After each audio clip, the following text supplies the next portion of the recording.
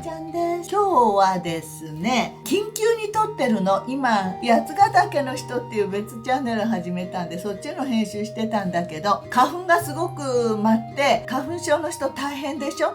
でごめんね、これちょっと置いてみました。私の本、今すごく花粉舞ってるじゃないですか。で花粉症、私ほとんど治ったのよ。その話を以前にしたら、この前聞かれたの。またひどくなったんだっていう人がいたから、なんで私もすごく花粉が舞う年はやっぱ来るんだけど、今年もぼちぼちちっとは来てるの。それは365日っていうか1年の対策としては、発酵食品を頑張ってっていうか、そうやって取れば結構取れると思うんだよね。取ってみてください。それでね、それはずっと日頃の行いとして、多分それで随分違うんじゃないかなとは思うんだけど、違わなかったとしてもですね、これは即効性があることなんですよ。だから今からすぐやっていいんだけど、シソの葉を乾燥させて置いとくの。今ない人はネットで買ってもいいじゃん。これは赤いシソなんだけど、赤くても緑でもいいから朝飲むのよ。これだからこうやって飲んでもいいんだけど、今年こんだけしかないからこんぐらいにしよう。煮出したいっていうか、このエキスを出したいなら少し夜間で煮た方がいいかなと思うんですよ。ちょっと過ぎるね、ちょっと過ぎるけど、今ねもう昼過ぎてるから、で今日雪が降ったしそんないらないと思うんで、ごめんね。本当は1日こんぐらい入れた方がいいと思うけど、こんぐらいとかね、煮てもいいよ。自分の1日分あんまりないから、これちょっとそんなに使えない。毎朝飲まなきゃいけない。花粉の季節になったらこれを飲んどくと、その日1日は花粉症が緩和されるの。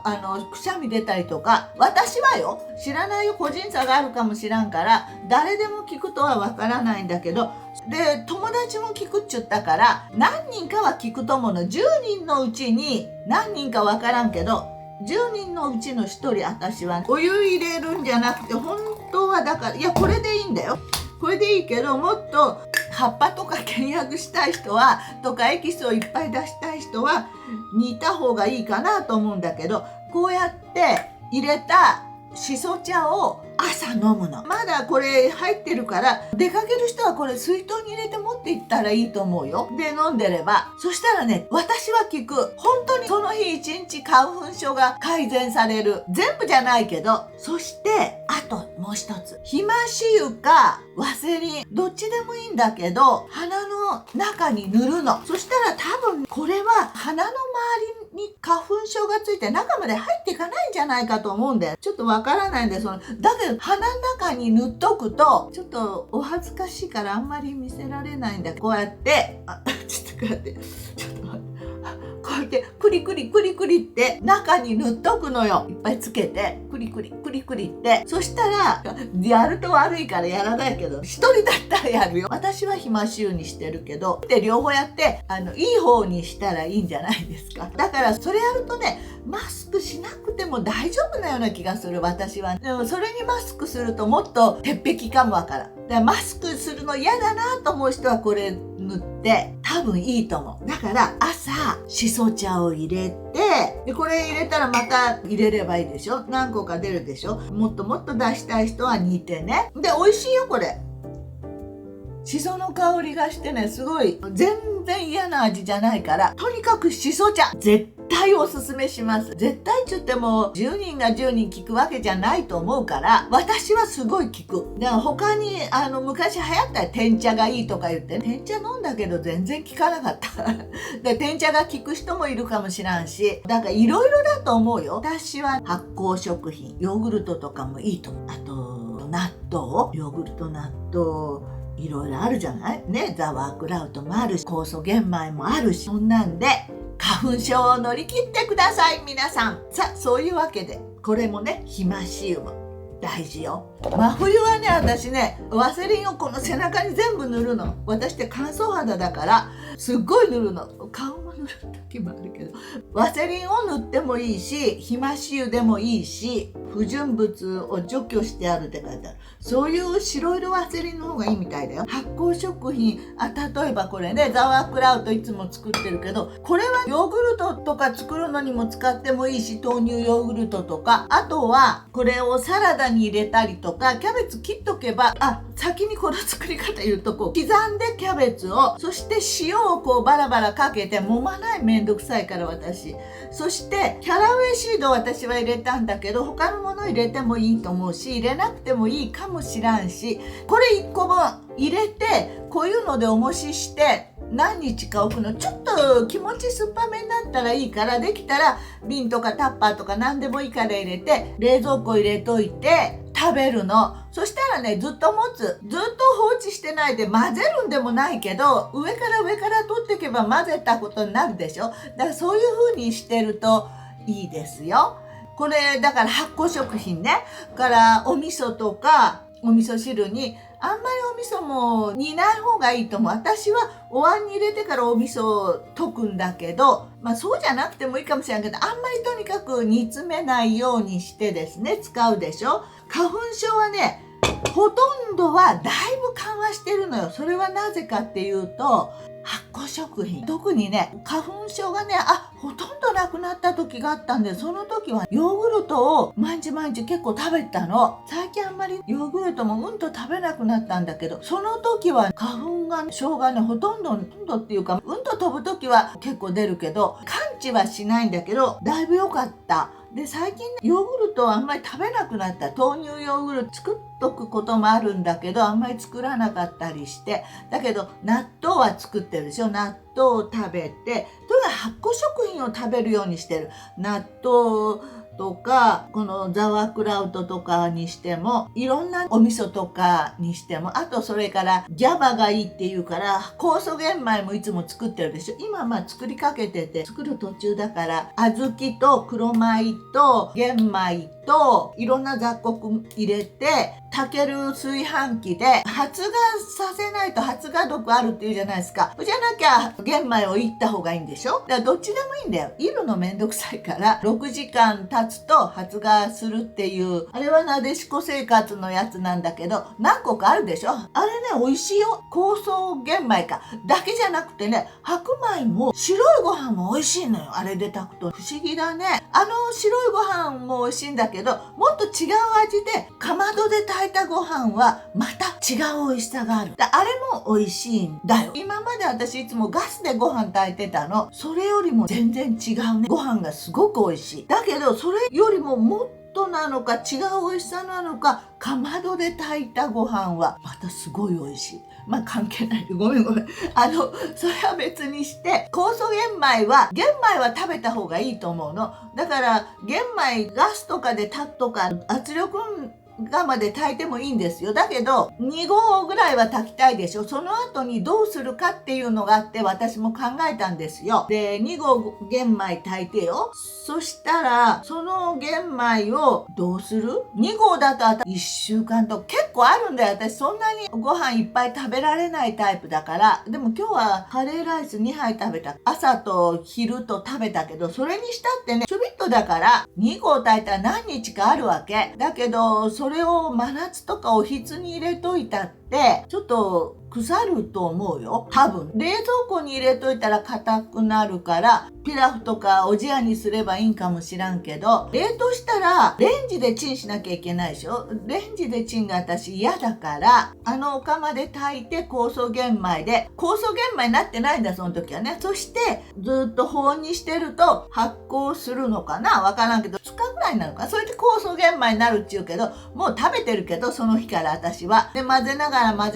ら食べるわけ。今ね炊いてるから見せてあげられないんだけど、混ぜながら食べてたらちょうど1週間ぐらいするとなくなるからいいかなと思ってそうやってる。小豆が入ると七分とかでもね、私酵素玄米になるような気がするんだよ。持つから。で持ち方が普通の白いご飯を何日か置くと変な臭みが出てくるじゃないですか。あれが嫌でジャーっていうのは使わなかったんだけど、酵素玄米でそうやってジャーに入れて保温しとくとその臭みがないから発酵してるんだなってと思うわけ。秩父とかのご飯をやっぱり小豆入れて炊いて置いといたの。そしたらやっぱりなってるのよ。だから小豆入れるといいのかもしれない。白ご飯だったらどうなるんだ。やったことないけど、秩父は大丈夫だった。多分ね、あれも秩父も酵素玄米になるのかなと思うよ。だけど秩父は6時間置かなくていいんだと思う。だって発芽しないでしょ、秩父になってるものは。と思います。だからそういう温活のためにもギャバとかいいっていうから食べたりしてます。そして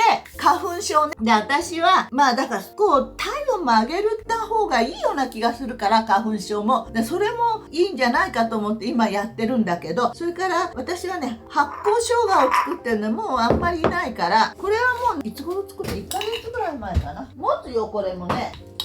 で、今私低体温なんですよっていうことが分かって、36度ない時もあったりするから、今温活を始めたの。すごいすごいじゃない、スクワットを10回を1日に何回かやって、あと腕立て伏せも私またこれやりすぎると手首ダメになるから、こうやってついて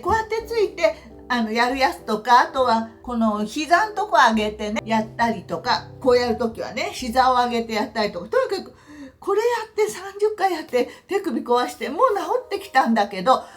前でなんかやりすぎて壊れやすいから、私最近気をつけてます。とにかくね動くようにして、で編集しながらも階段登ったり降りたりして、スクワットやったりとか、ぐるぐる回ってイエイイ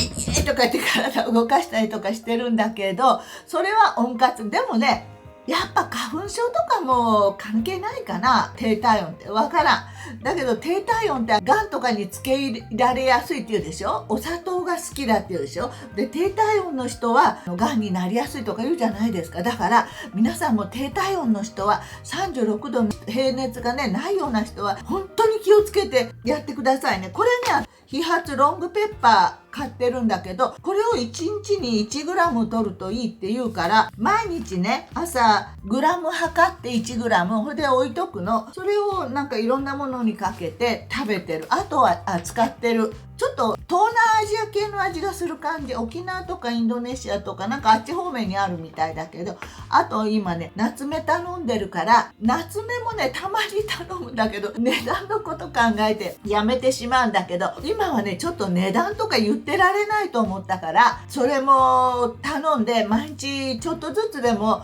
食べたりとかお茶にしたりとかしようと思う。夏目もいいって言うじゃないですか。あと生姜ね、これはこうすって、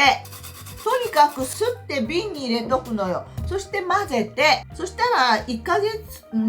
れどんぐらい使ったとにかく作った分は消費するまでは大丈夫と思うよ。で、あんまり長く置くとダメなんかもしらんけど、なんかこうやってね生姜を置いとくの。生姜って体温めるっていうじゃないですか。で、私はね最近はもう冷たいものも熱いものは昔からダメだったんだけど、冷たいものも最近全然受け付けなくて、アイスとか食べられなくなった。若い時まではアイスよくね食べてて、あれだお酒やめたでしょ。だけど夏はフリーのビールを夏だけちょっと箱買いしといて1日1本飲むけど、それも冷やさないで、真夏はちょっと冷やすこともあるかな。でもほとんど冷やさない。だけどお店行ったらグラスが冷蔵か知らんけど冷えたの出てくる時ある時、うわこれダメだと思って、考えただけでお腹がキーンってなるわけだから、すいませんグラス変えてくださいって言って、ビール頼む時も冷えてないのありますかって、それだからフリーのビールにしても言ってもないって言われるね。あるはずだよね、冷蔵庫入れるから。しょうがないからこう手で温めながら飲んだり、飲まなきゃいいんだけど、飲むよねちょっとはね。温泉に行くようにしてる。週1回か2回は。前は温泉代もバカにならないし時間ももったいないなと思って行きたくてもあんまり行かなかったんだけど、今はねそんなんでね体弱っても困るから温泉行く。週最低1回は行く。市内の人は安いとかいろいろあるじゃないですか。ポイントカードともあるし、回数券みたいな、そんなのを使ってもとにかく行くようにして、サウナに入るようにしてる。私ねあんまり長風呂とかできないタイプなんだけど、でも一生懸命入るようにしてるよ。とにかく体を温めようと思って。でも今もうさっき測った36度だったけど、昨日の夜 36.6 だったけど、35.7 とかね、8とか、これで低かったからもう一個買ったんだけど、両方でも低い時あるから、どうも測り方はもう問題あるみたいだけど、でもちゃんと測っても、35.7 だなと、どんだけやってもこれやっぱ本物だと思う時もあるし、こうには測り間違いはないと思うから、昨日の夜の30、昨日だと言ってたら、今日の朝だったわ。36.6 は間違ってないと思うんだけど、まあそんなこんなでちょっとね、一生懸命体温も測って見てるよ。じゃあ皆さん、花粉症を乗り切ってください。ういういばあちゃんの本です。68歳つつましくも贅沢な暮らし。はい、今69歳幸せをみなす自然な暮らし。よろしくお願いします。はい、ではまたね。バイバイ。